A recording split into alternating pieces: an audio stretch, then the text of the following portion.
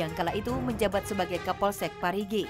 Korban mengaku termakan bujuk rayu Kapolsek lantaran diiming-imingi kebebasan sang ayah yang terjerat kasus pencurian hewan ternak.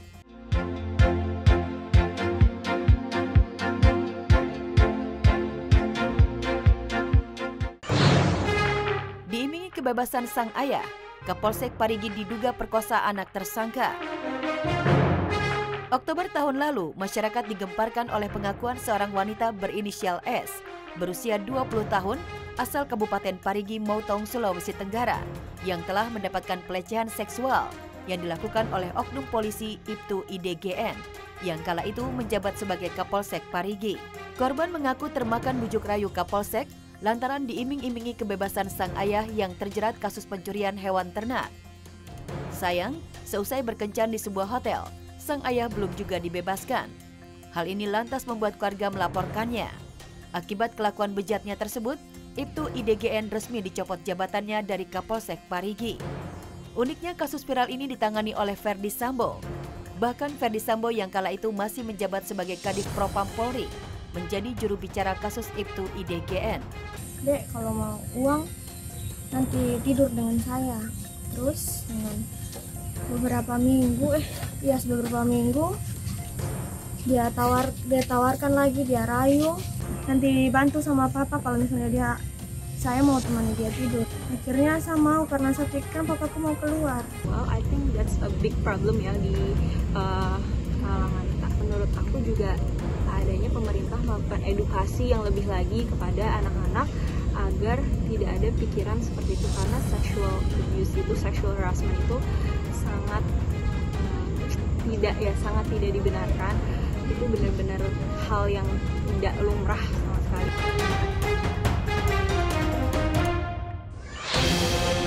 Oknum polisi banting mahasiswa hingga kejang-kejang. Di tahun dan bulan yang sama, juga sempat viral kasus seorang oknum polisi bernama Brigadir NP diduga melakukan tindak kekerasan terhadap mahasiswa saat demo dalam rangka peringatan HUT ke-389 di Kabupaten Tangerang. Kala itu puluhan mahasiswa yang terlibat aksi demo di depan kantor Bupati berakhir ricuh. Tampak dalam video amatir seorang aparat kepolisian yang sedang berjaga di lokasi unjuk rasa memisahkan salah satu pengunjuk rasa dari barisannya. Oknum polisi itu lantas memeluk pundak si pendemo dari belakang dan seketika langsung dibanting ke trotoar sampai terdengar benturan yang keras hingga membuat pendemo tersebut kejang-kejang hingga pingsan. Meskipun sudah meminta maaf secara langsung, tetap saja proses hukum terus berlangsung dan kini Brigadir NP harus mempertanggungjawabkan perbuatannya tersebut.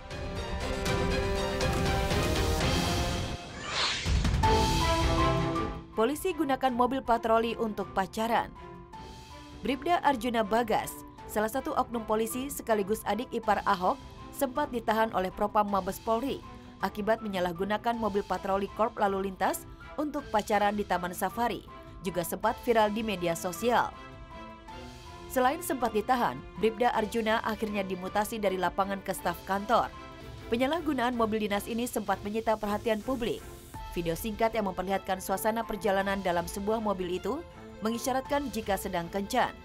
Hal ini pun dengan sekejap langsung viral dan membuat geram warganet. Pasalnya mobil yang digunakan merupakan mobil patroli. Uniknya lagi, kasus ini juga sempat ditangani Ferdi Sambo.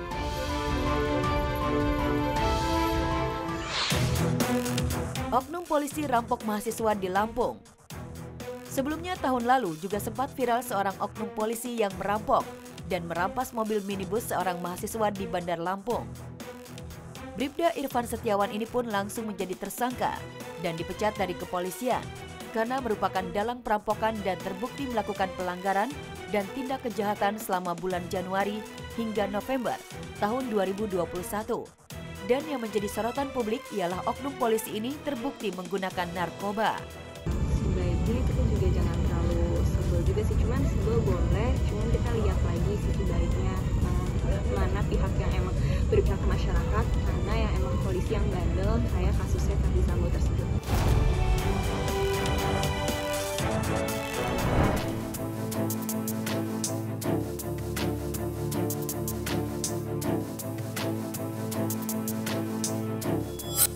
5 makhluk yang berasal dari kitab suci Al-Quran dan hadis.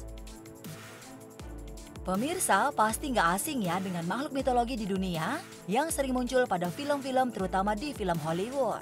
Tapi, tahukah pemirsa, ternyata dalam ajaran Islam terdapat makhluk-makhluk mitologi yang disebutkan dalam kitab suci Al-Quran serta hadis. Burak adalah makhluk tunggangan Nabi Muhammad SAW dari Masjid Al-Aqsa menuju Mi'raj ketika peristiwa Isra Mi'raj, yakni naik ke Sidratul Muntaha atau langit ketujuh. Allah Subhanahu wa Ta'ala menciptakan Burak dari cahaya atau kilat. Burak berasal dari kata barku yang berarti kilat. Namun pergantian kata dari barku menjadi burak memiliki arti yang berbeda. Burak adalah kendaraan yang memiliki kecepatan di atas kilat dan cahaya.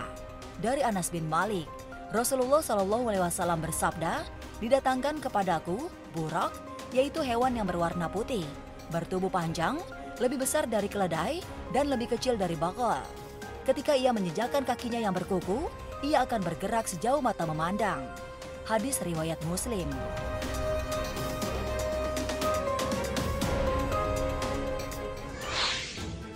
Dabat al-Ard.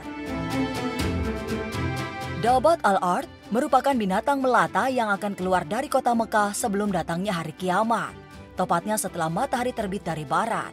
Dari Abu Hurairah, Rasulullah SAW bersabda, akan keluar binatang melata dengan membawa tongkat Nabi Musa dan cincin Nabi Sulaiman.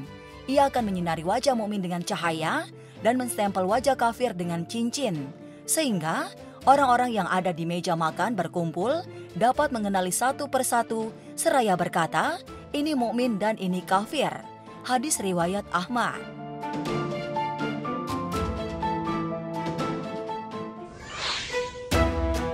Burung Anka. Burung Anka pernah ada di zaman Nabi Hanzalah alaihissalam. Menurut kisah Al-Kisai, kota yang ditinggali oleh Hanzalah terdapat sebuah gunung yang bernama Falas, yang menjadi tempat tinggal burung raksasa bernama Anka. Apabila burung itu terbang, tubuhnya bisa menutupi sinar matahari. Lehernya panjang seperti unta dan memiliki 4 sayap. Burung ini suka membawa hewan-hewan berukuran besar seperti kuda, unta, dan gajah ke gunung tempat tinggalnya lalu memangsanya. Burung Anka juga dikisahkan suka memangsa manusia, membawanya dengan cakar lalu dijadikan makanan untuk anak-anaknya. Keberadaan burung Anka membawa kaum ras gelisah. Oleh karena itu, mereka meminta solusi kepada Nabi Hanzalah jika burung itu benar-benar mati. Lalu, beliau berdoa kepada Allah Subhanahu wa Ta'ala agar melenyapkan burung-burung Anka ini. Hasilnya, seekor demi seekor, Anka berjatuhan dari angkasa dan terbakar hingga tidak ada lagi burung Anka yang tersisa di dunia. Harisi. Makhluk mitologi selanjutnya adalah makhluk berbentuk kalajengking yang sangat besar. Saking besarnya, kepala makhluk ini berada di langit ketujuh dan ekornya berada di dasar bumi paling dalam. Makhluk ini akan muncul pada hari kiamat. Kemudian, Malaikat Jibril bertanya pada Harisi, "Apa yang akan kau kehendaki, wahai Harisi?" Kemudian Harisi pun menjawab, "Aku menginginkan 5 golongan manusia. Di manakah golongan orang yang meninggalkan sholat? Di manakah golongan minum khamar? Di manakah golongan makan riba? Di manakah golongan yang suka membicarakan masalah dunia di masjid? Di manakah orang yang meninggalkan zakat?"